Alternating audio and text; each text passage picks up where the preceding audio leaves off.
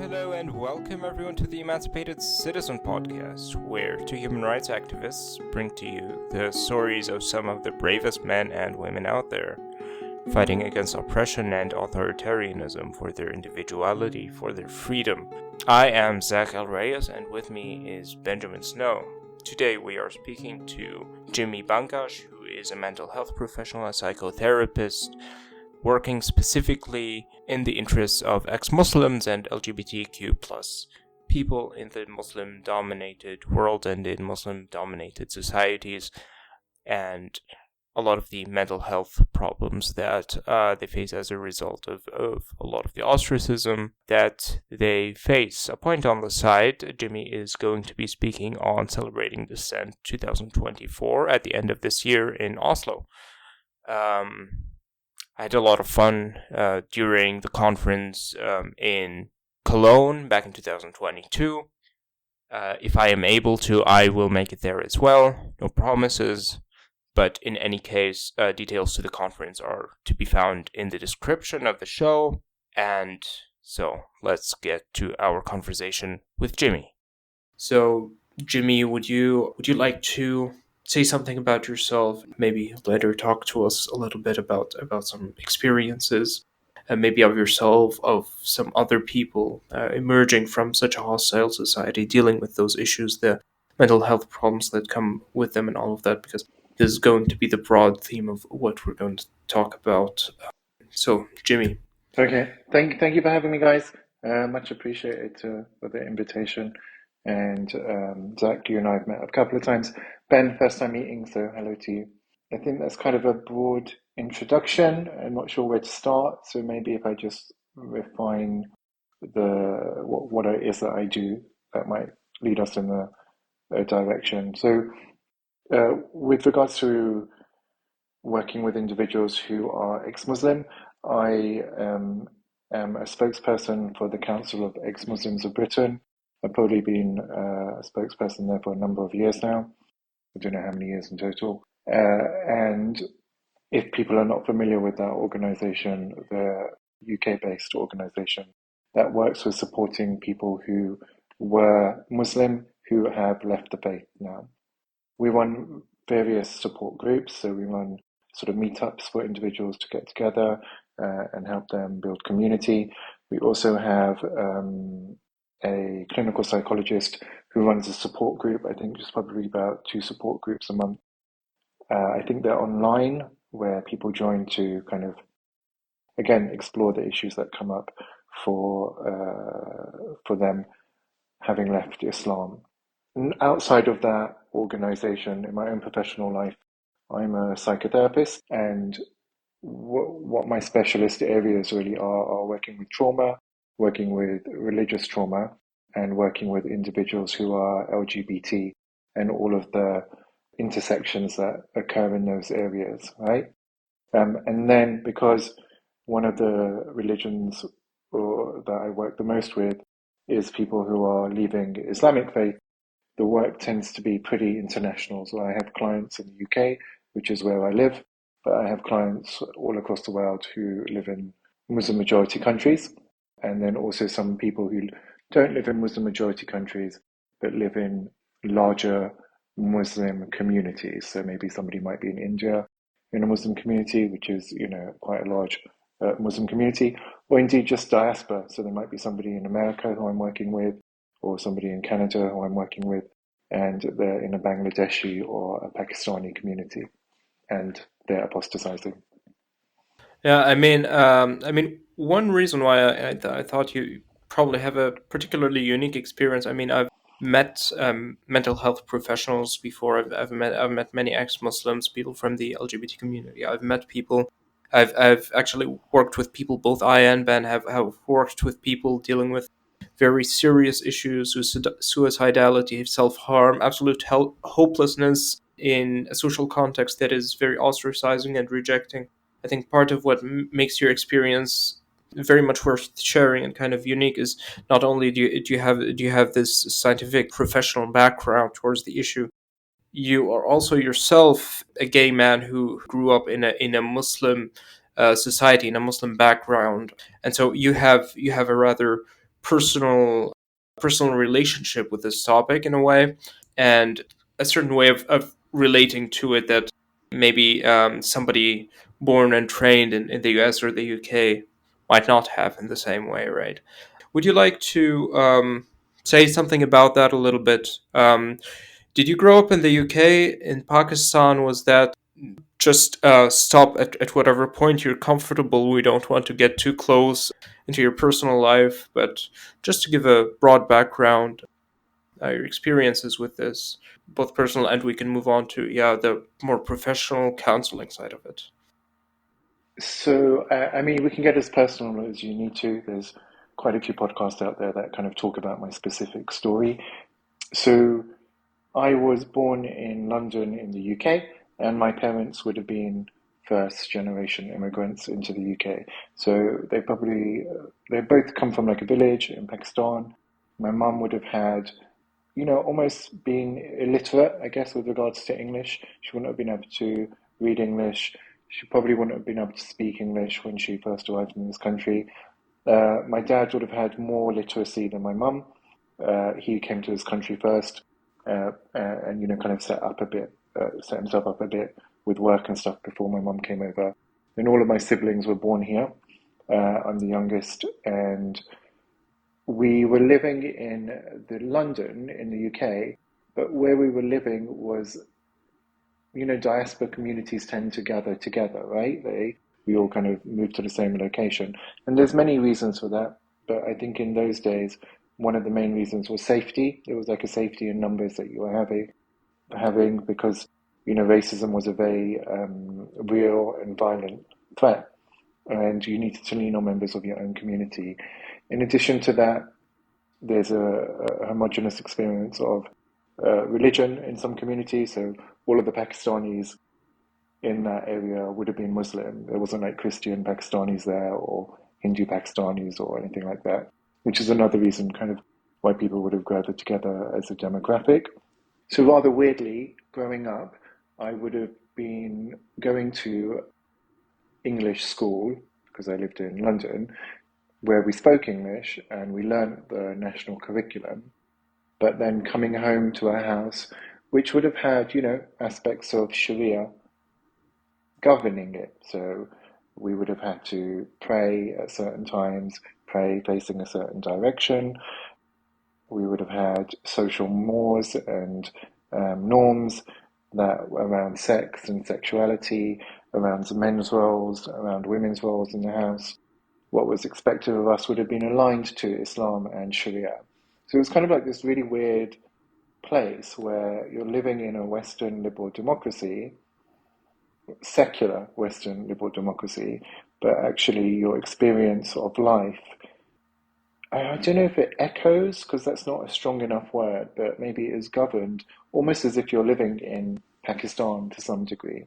And there were things that would occur that were really emblematic of that. So I remember like when we were younger, we might all go to the cinema because there was like 5 boys and 2 girls as the children. And then one year we were just, all the boys went to the cinema and the girls weren't allowed to come. And the reason for that was because, they're moving from this position of being girls into this position of being women. And so they shouldn't really be leaving the house anymore, certainly not for recreational activity. And what we were watching in the cinema, which was like still, children's entertainment, was too westernized, that our sisters shouldn't be exposed to this kind of stuff. And so you would see this real sort of taint of, I guess, religious conservatism kind of like permeate through the culture in the house. So there's a smaller degree of social control exercised on boys than there is on girls, probably. Yeah, definitely. I think definitely around, so boys would have more freedom than the girls would, yeah. And I think virginity is policed more harshly on women than it is on men in Islamic communities, probably all religious communities, because, unpalatably, it's pretty gross. Your virginity is completely tied into your level of worth as a woman, in terms of social perceptions, right? Like if a woman is not a virgin and she's not married, what that says about her in the Pakistani community is unfavorable and pretty condemning. So a lot of the parents in our community would be governing how daughters moved and dressed with a rigidity that enabled them to ensure they could control their virginity. Yeah, it's quite a disgusting thing to think about, and yeah, it was very true. Mm-hmm. So, what kind of psychological impacts does being kept in a house 24/7 outside of school have on these girls? Yeah, gosh, that's such a good question. So I don't think it's accurate, based on what I said, to assume that people are kept in the house 24/7. Because what you might find is that whilst their daughters are being policed, they might have a girlfriend or a cousin who lives across the road, for example. Like they literally might have a neighbor who's another female friend from school. And so they would be able to leave the house to go to that other female friend's house. So if I think about my own sisters, for example, they were definitely not kept in the house 24 hours a day. They would be able to leave the house. I remember one of their friends lived about 4 doors up. And they could, both of them, go to their friend's house, or their friend would come to our house and they'd all sit in the bedroom together. But there wasn't the sense of freedom that, my brothers and I could be like, okay, we're going to go to the park and play football. Yeah. Like my sisters wouldn't have that kind of freedom. And there was definitely like less scrutiny about when we were going to come home from football than there would be about my sister coming home if she went anywhere else other than to a friend's house who was a female friend. Notwithstanding that, the question is still a good question, which is like, what sort of psychological um, ramifications does it have if you are kept and policed in this really unhealthy way? I mean, where to begin, right? The presentations that could come from that can be a myriad. So that might lead to, if you're not allowed to go outside, explore who you are, learn what your passions are, that might result in some level of depression. If you feel like you're constantly feeling scrutinized and observed, that might lead to some level of anxiety. If everything is being controlled for you and you feel that there's repercussions, if you try and stand up for yourself, that ability to kind of individuate and take charge of yourself is quashed and repressed by parents who are overbearing, then you might have issues in life trying to establish healthy boundaries with other people. It just goes on and on and on. So many of the things that you might take for granted as somebody growing up as an individual who's able to kind of have some level of freedom, which then causes you to hopefully individuate from your family as opposed to live in a very enmeshed environment. That process of individuating is a really healthy sort of process. We grow up, we learn how to have conversations, establish boundaries, we learn how to deal with hurt and pain, we learn how to encounter life, in a more abstract way. Whereas when we're controlled or when we're confined, that is all inhibited. Does that answer your question to some extent? I mean, I feel like what you asked me was an essay question at a master's degree level. Like it's not like something that I could give you a swift response to. Yeah, it was not intended to be that long, but Yeah. But yeah, I mean, we do appreciate at least a little bit of insight in it. Yeah, our audience here is not going to be like university students, or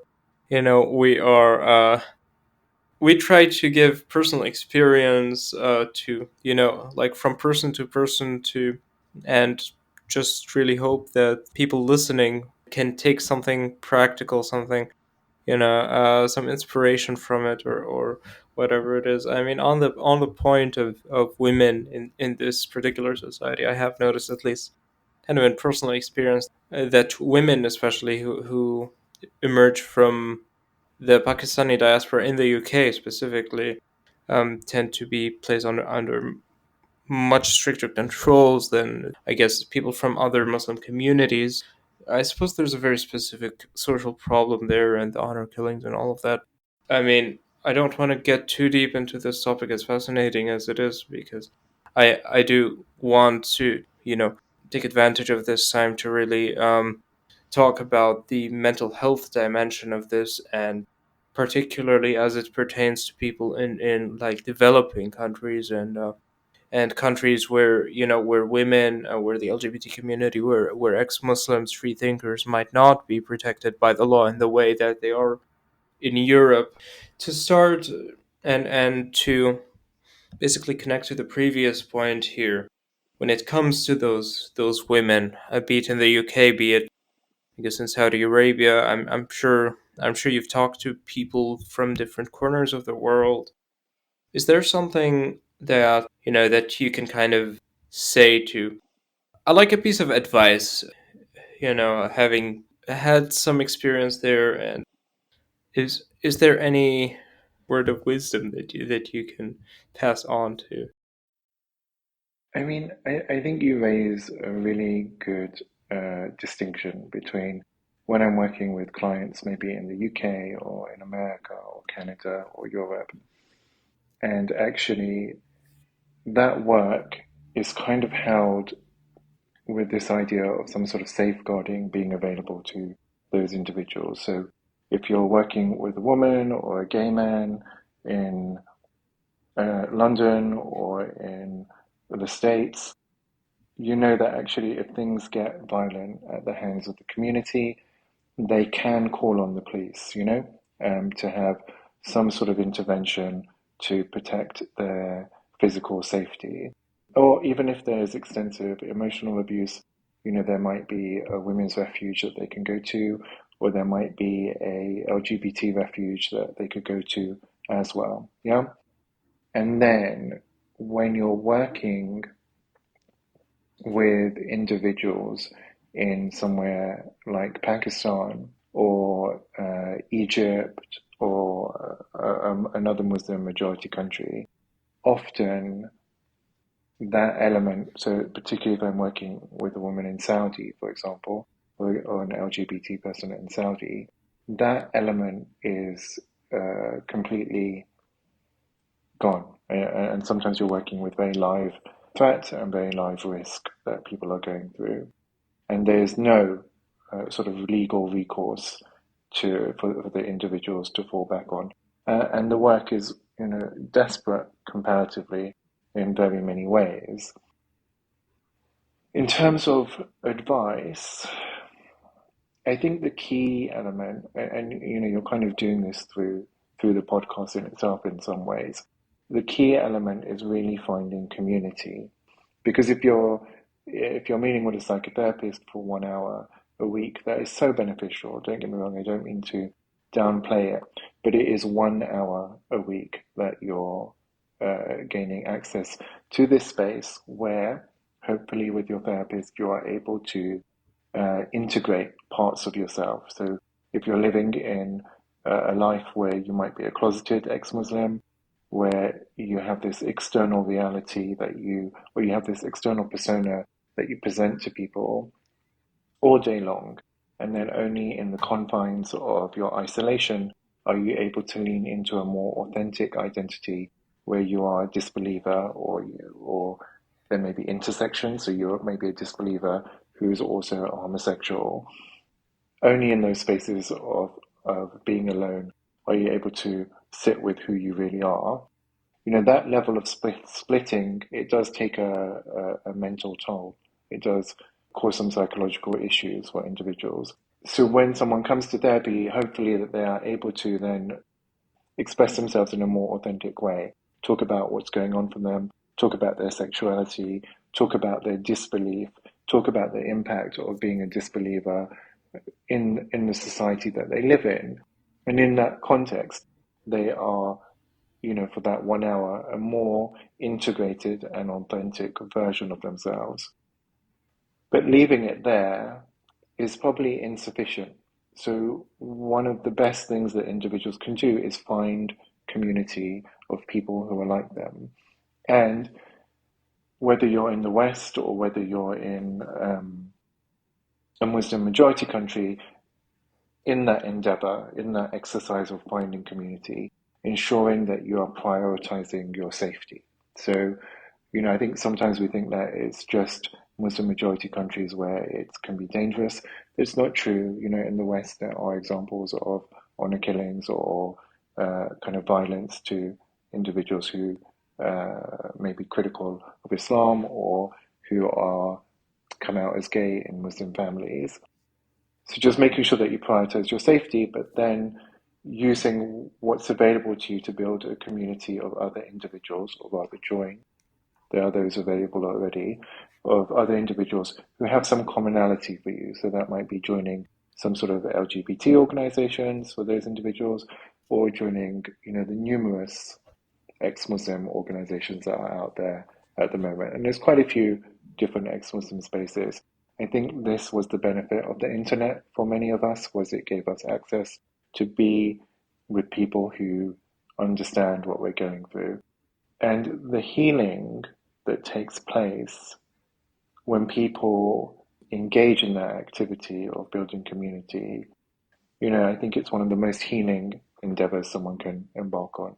It can do so much for presentations of anxiety and depression, obviously loneliness, motivation, splitting, like I said. It can really help heal. So if I had some words of advice, it would be to stop, prioritize your safety, and utilizing this position of prioritizing your safety, then try to find community. What do you mean when you say splitting? It's a term that is generally used for as a psychological or psychotherapeutic description for when you might have for example, a gay man who is in the closet. Yeah. So part of his identity is split. The homosexual part of him is split away from the heterosexual persona that he presents every day when he wakes up every morning and he goes to work, and everybody assumes he is a heterosexual. And then at some part of him, maybe when he's having sex at a bathhouse somewhere with a gay guy, that is the authentic version of him living inside his sexuality or living out his sexuality. But what we refer to as splitting is these kind of one person who splits themselves into these two different facets or personas, like his homosexual identity, but the heterosexual persona that he puts out. A simple example of that in regards to religion or ex-Muslims would be some clients that I have who are either hijabi or niqabi. I don't know if we have to translate that for your audience, do we?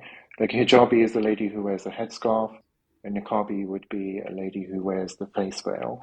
So you can imagine that, right? Like you're waking up in the morning, and before you leave the house, you put on this headscarf, like a hijab, which is a declaration of the faith that you believe in. But really, you are doing a public declaration of a faith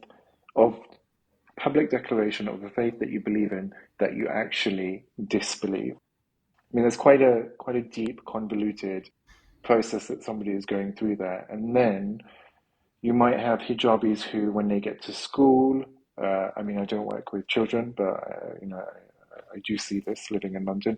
Like you might have hijabis who go to school who then take off their hijab, or you might have hijabis who go to work and take off their hijab. That's very common, yeah.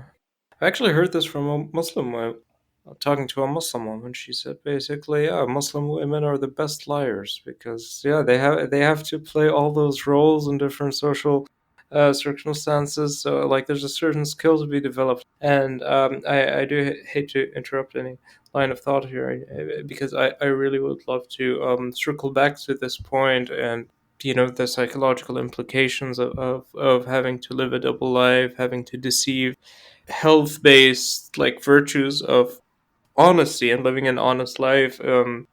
But to take a little detour, I mean, I suppose some people might ask, yeah, okay, so religious intolerance and homophobia, things like that, those are not problems that are only within Islam, right? Like Like, you have Christian homophobia, you have Christian anti-atheist discrimination, and from different communities and all of that. And you talk about diaspora communities and so on, I think it's important to view this in this global political context, yeah, where you have those Islamist political systems and ideologies, right? Where almost all of the countries that have death penalties for apostasy laws, like the countries that have laws that dictate the killing of anyone who leaves their religion, are Iran, Pakistan, Afghanistan, Brunei, Mauritania, and Saudi Arabia. All like Muslim majority Sharia based systems. And I mean, among non Muslim countries, the most that you can possibly get maybe a year or two in prison. Like, sure, that's a problem, but I mean, put this in perspective. People lose their lives entirely for just expressing a divergent opinion. It's the same thing with like being LGBT, right? Like, there is one country, I suppose, that's not Muslim majority, like among the top 10 most hostile countries against gay people, and within the Are you talking about Uganda? 9 countries, yes, within the 9 countries that have a death penalty for homosexuality, Uganda, because it's not a Muslim majority. But then you have in that list Saudi Arabia, Mauritania, Iran, Brunei, kind of like a similar list. And so the level of hostility, that's just something that is on a completely different level. And I think it's important to kind of hold this in perspective, that this is a problem that really doesn't exist in any other communities in the entire world. I mean, you have homophobia, you have intolerance, you have misogyny, but I mean, this level of pressure and violence and dehumanization, you don't have it anywhere else. Yeah, that's probably why, yeah, most of your clients and thus far are from Muslim backgrounds. And I suppose if you're in the UK, if your family is outside like of Muslim majority countries, you don't only have this outlet of online communities. You also you have the laws in your country. You have outside communities. You can get older. You can move away. You can integrate with the society a little bit more. Whereas, I mean, honestly, I think both I and Ben can relate to having conversations like that. And I personally, having grown up in Saudi Arabia, it's kind of something that this feeling of absolute hopelessness. Yeah, this kind of, I can't be in a proper relationship, like, ever. I can't express myself to my society ever. And my life is simply not worth living. And there are honestly situations where I was like, I don't know what to say to that. I mean, how would you kind of respond to this level of a double life, where the life that you live among society really has nothing to do with who you are on the inside? At a certain point, it's just too much. Like, imagining, like, I'm in that. How do you deal with that? Yeah, I mean, this was never going to be a happy conversation, was it? Like, I'm just realizing No. the conversation, the depth of it. And I've been doing podcasts for years, but perhaps this is one of the ones that has been the most focus on this topic. So I just want to say something that was sitting with me as you were talking. So you were kind of talking about like being an atheist or an ex-Muslim, because we have to remember that some people convert to other religions. That doesn't necessarily mean that they're always an atheist. Yeah, I think most ex-Muslims move to atheism. Some of my clients move to a more ambiguous spiritualism. Others have moved to Christianity, where but essentially they're ex-Muslim. And then we were talking about kind of being LGBT as parallels to these. Yeah. And I am really sorry to interrupt, but I think an important point about ex-Muslims is that, this this identity of or this state of being rejected by an Islamic society as a murtad, as an ex-Muslim. It's not necessarily an identity that one adopts themselves. Yeah, I mean, there are people who still inwardly identify as Muslim. They believe in Allah. They believe in things that they consider to be part of Islam, but they don't hold to the same orthodoxy. They don't like there's so much. Yeah, maybe they don't believe in angels. Maybe they there are there's so much diversity of thought within individuals who call themselves Muslims, and some of them deal with the exact same problems that ex-Muslims deal with. And so I think it's better to talk about this as a phenomenon of being essentially kicked out of the faith community, as opposed to willfully leaving it. Yeah, that has some definite truth to it. I think what came to mind as you were talking about in Muslim majority countries, like there's kind of this idea as the state is traumatic in a way that the state isn't trauma inducing in Western liberal democracies. Yeah. So whatever, if you're an ex-Muslim in the West, you have to deal with this forced separation from your community, often from your family, where you don't get disowned by your family, who may choose to stand by your side even though you have apostatized.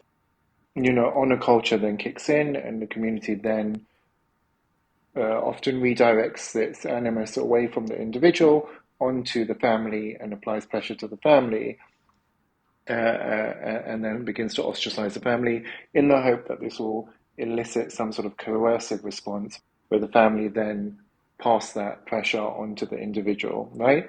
But hopefully, in a Western liberal democracy, you've got the state that will protect you if anything happens, as we were saying earlier.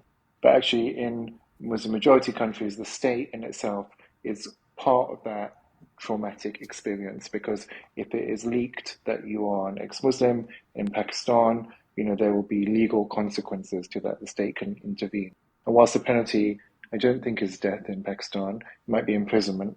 But that doesn't mean that you don't run the risk of very, very real mob violence. So I remember in Bangladesh, like atheists were getting hacked, atheist bloggers were getting hacked.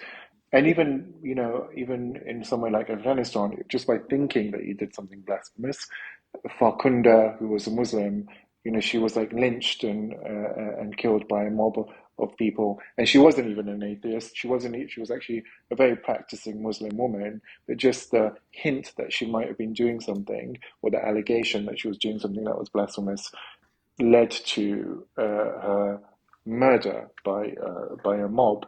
So when you were talking about that, and then obviously the fear of LGBT people and the state as trauma as them, you did kind of mention the word misogyny, and I thought something else that perhaps we miss is kind of, yeah, the state is traumatic in terms of misogyny. So one of the clearest examples of that is if you think of like Saudi, Yemen, and Egypt, off the top of my head, there's probably more.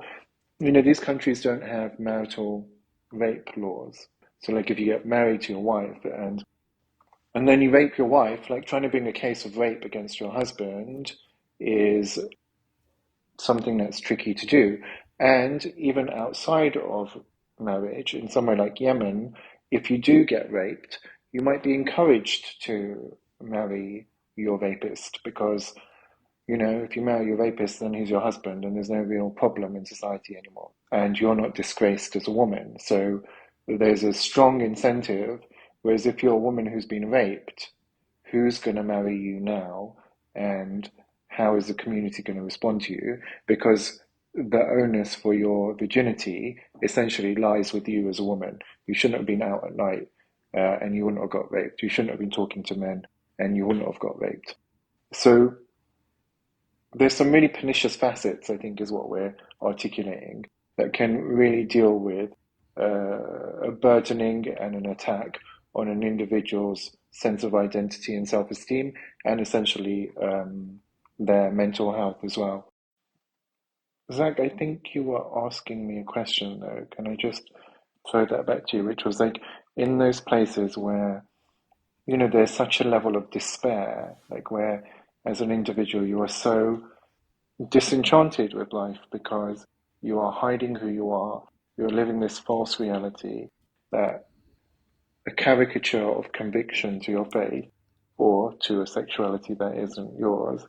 In those moments of absolute despair, where individuals might start experiencing suicidality, what to do and how to deal with that.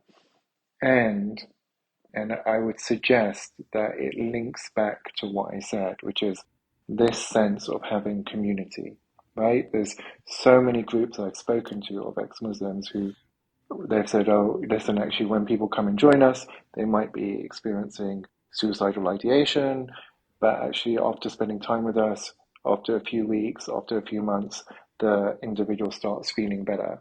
I mean, there are so many groups. There's like a Arab Telegram group that's out there.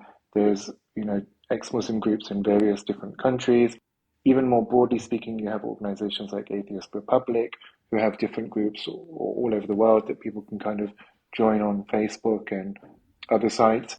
There are individual YouTubers who have Discord channels.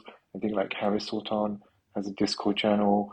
Apostate Aladdin has a Discord channel. These are places where you can go to find and connect with people. And as we have that human connection, something around that experience of feeling so isolated, so in such despair, such hopelessness and helplessness, that begins to change in the relationship of connection with others. And also, I think that's part of the healing in the psychotherapeutic process is you're now in relationship with somebody else with whatever it is that you're going through, and that somebody else is the therapist in the chair opposite you. Absolutely, and I am reminded of an individual whom we have worked with was in Egypt who was in a very difficult situation that did seem very hopeless at the time, and he was expressing himself in such a way. And quite honestly, it was very difficult for me to kind of express something that your life is very very tragic and difficult right now, and I don't have a good reason why it should go on. But after that, he did get better. Things calmed down. He ended up, yeah, with the help of other people in the community, moving to a safe and free country in Europe, and now starting a new life. There is hope, and at certain points, yeah, you do need to do some work if you really wanna, integrate yourself in a different society and live a completely authentic life. Developing your career, there are different options depending on the severity of the situation. For some people, fleeing and seeking refuge somewhere, seeking asylum is the right choice. For other people, I mean, so there are many different venues towards that, and you can reach out to the Atheist Support Network through myself and Benjamin. You can reach out to Jimmy, I believe, Free Hearts, Free Minds, Faithless Hijabi, right? Obviously, we're all gonna have all of that linked. One final point I wanted to touch on a little bit before we end, and maybe you don't have that much insight into it. I just thought I'd take the chance here. We're talking about like ethical practice within medicine and within psychotherapy, psychiatrists. I've come across a man, for example, who told his therapist that he was transgender in Saudi Arabia, and he was reported to the police. I have run into people who have been subjected to conversion therapy. And so when it comes to seeking this help within the places that you are, I guess it's a two-part question. First, are there venues to kind of find trustworthy professionals to work with within those societies? And also, I guess a different question is, are there things that I guess the more global scientific community can do to put pressure on those establishments in those countries to have ethical standards that prevent this kind of practice? Gosh, those are huge questions to finish on, right? So the latter half of that question, where you're asking from policy sort of changes, I guess, I'm going to stay away from. I don't really have a swift answer for that for you. It's not something that I've sat down and considered. Like, what can we do as psychotherapy practitioners and governing bodies in order to ensure that Saudi Arabia isn't targeting LGBT people who come to them for psychotherapy. Or at least more specifically within the medical establishment, but yeah. Yeah, or even within the medical establishment or without, right? So yeah, I see what you mean. So I appreciate the distinction now that I think over what you just said. So, but in aside from that, which I'm not going to go now. But aside from that, in like Western liberal democracies, so there have been times where I have worked with, or I've worked with. There's a few not-for-profits I've worked with over the years. Sometimes they might send me a client. Some of them send me clients who are in very desperate situations in Muslim majority countries, but others have sent me clients who are in the UK or in Western liberal democracies, where those clients who are ex-Muslim have interacted with a psychotherapist, and maybe the therapist has said something like, "Oh, perhaps you should just speak to your imam about, you not believing in Islam anymore. They might be able to find some resolution there. Or, just talk to your parents about your doubts and that you don't want to be Muslim anymore. I'm sure everything will be fine." Not really, I guess, having what we would term within the psychotherapeutic realm, what we would term kind of cultural competence. And I think I think it's a bit of a double-edged sword. So I think, maybe not a double-edged sword. I think everything is trades-off. So, for example, my therapist, she is not an ex-Muslim. She's a white lady who's probably a decade or so older than me. And as I have had to explain things about my childhood and about my community to her, there is real benefit in articulating that to somebody who doesn't know, because nothing is assumed. So, whereas I might say something to a Pakistani person and we just move on from that part of the topic, my therapist would help me ask me to unpack the term, or, well, what do you mean by, when I might say something, oh, because you know how honor abuse is. And she might be like, no, I don't know how honor abuse is actually. Let's break this down and open it up for me. And then sometimes seeing the look of shock or horror on her face really brings home to me how inappropriate some of the cultural norms in my family or in my community were. And I am curious as to whether that would happen if I was working with an ex-Muslim Pakistani therapist, right? It might not. And there's definite benefit to that. But obviously, she doesn't understand my culture, and there's also a downside to that as well. But I think that can be worked through. Is where we have the issue is when the lack of cultural competence can lead to quite dangerous suggestions, maybe. Yeah, like, have you just speak to your imam. I mean, hopefully a psychotherapist isn't suggesting that, but they might explore with the client, because we tend not to advise, but rather explore.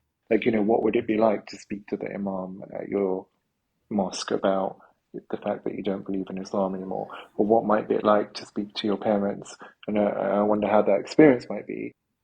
And for some clients, that will be a completely alienating question. They'll just be like, I can't believe my non-Muslim heritage therapist is asking me to even consider these things, which I, as an ex-Muslim, know are quite dangerous and absurd suggestions to explore. There actually was a case of that happening. Yeah, so there was a Somali ex-Muslim, born and raised in the U.S., I believe, who had been held in a conversion therapy camp, both for being LGBT and an ex-Muslim in Kenya. And I believe he had to be broken out, and his therapist told him he needed to have exposure therapy for his Islamophobia, which kind of gives you an insight into why that term is problematic. After being free, after he had to be pulled out of a camp, from the sound of it, by some people who were risking their lives. Yeah, I mean that sounds inappropriate. I mean, but what I'm also saying is, though, I don't know if you can. People say their therapist said all kinds of things, And you have to remember that there's a dialogue going on in the room, and sometimes individuals are in, quite distressed places in therapy. So I sometimes think that even though somebody has said to you, my therapist said this, you also have to wonder, because you're only getting one side of the story, right? Did their therapist actually say that? Or was there something like in this instance, I'm not saying that this was the case, but in this instance, the therapist might have said, would it be useful to explore any anti-Muslim bigotry that you might be experiencing because of this experience that you went through? Because that might be useful for the client to do. Perhaps I'd suggest at a much later date from when the incident seemed to have occurred. But yes, I just think it's when people say this is what happened in therapy and my therapist said this, I'm just mindful that you need to be aware that what you're getting is one side of that dialogue, and perhaps if you spoke to the therapist and review their notes, things might not be as accordant as they seem. Very, very true. And speaking about medical practice, specifically like more within the developing Muslim countries, are there like networks of like reliable professionals, something like that, or is that something that people should probably be more careful and stay away from to be safe? It's a really good question, Zach. There is an organization which the organization doesn't provide it, like it's not an organization that provides therapy, but there is an organization that specializes in, I think it's secular therapy, and they have a listing across the globe of different practitioners in different countries. I don't know what that organization is called off the top of my head, though, yeah? And they will only take on psychotherapists. They won't take on like life coaches. They're quite rigid in their selection criteria for you to be listed with them. And then also, I think if you want to be listed with them, you have to kind of talk about how your practice is evidence-based and a secular practice, even to be added onto their list. I'm so sorry, I don't know the name of that organization. It's definitely out there. I remember it. And then obviously you might have something like Faithless Hijabi, which has got a mental health program for people who are in need. I don't know how long their waiting list is, but obviously they're a charity, so there'll be resources. When they have the resources, they can kind of allocate out clients to therapists. And I don't know that many people who are therapists who do what I do. Yeah, I really don't. It's quite specialized, it's quite niche. I'm thinking there is another girl called, I think her name is Aisha. She's on Twitter. Her account is called After Faith. She's an ex-Muslim psychotherapist based in London. Sorry, not based in London, based in the UK. And she's probably another person I know. So what I'm trying to say is, if you get out there on Google, you should be able to find people who are out there doing what I do. Whether you can find that in your Muslim majority country, I don't know. I really don't know. And what the legislation says for a psychotherapist, if you were to disclose that you're an apostate, I'm unfamiliar with either, and presumably that might be different in different Muslim majority countries, might have different rules about that. Yeah. Understood, understood. I mean, yeah. So, we're very mindful of your time, and we don't want to keep you too long. One last point I thought we would touch on before we end this is integrating and building a healthy life in a, I guess, new society after leaving a controlling social context. There are there, yeah, I guess a few words. Maybe it's a bit too heavy too. Anything to say to that to finish on a positive note there? Yeah, it's a journey, not a destination. Yeah. So like whatever it is, even if it isn't as drastic as, I don't know, leaving Yemen and getting to Canada, even if it isn't like this refugee or asylum situation, progressing from who you are or who you were as a Muslim or even as a closeted ex-Muslim, moving to a more integrated and authentic life as an ex-Muslim which you may express outwardly if it's safe to do so, or you may not express outwardly because it's not safe to do so, but you have a community of people with who to share that, inner identity. That is a journey, and that journey is going to involve things like learning how to challenge, which may have been completely inappropriate if you were a Muslim girl dealing with authority. Learning how to have boundaries, which may have been completely inappropriate if you were a Muslim boy in a family and you were expected to do X, Y, and Z for that family all of the time and put yourself second. Some of the stuff that comes with collectivist societies or entrenched families, they are anathema to individuating and building this identity of self. But just being gentle and patient with yourself and having self-compassion and understanding that this isn't an overnight thing, and there's no need to beat yourself up for not being as far ahead as everybody else is, as we tend to do. Like, it's a process. Enjoy the journey. You'll stumble, get back up. You'll have regrets. There'll be changes. It's all a process. It's all about growth and development. And take it slow. Wonderful.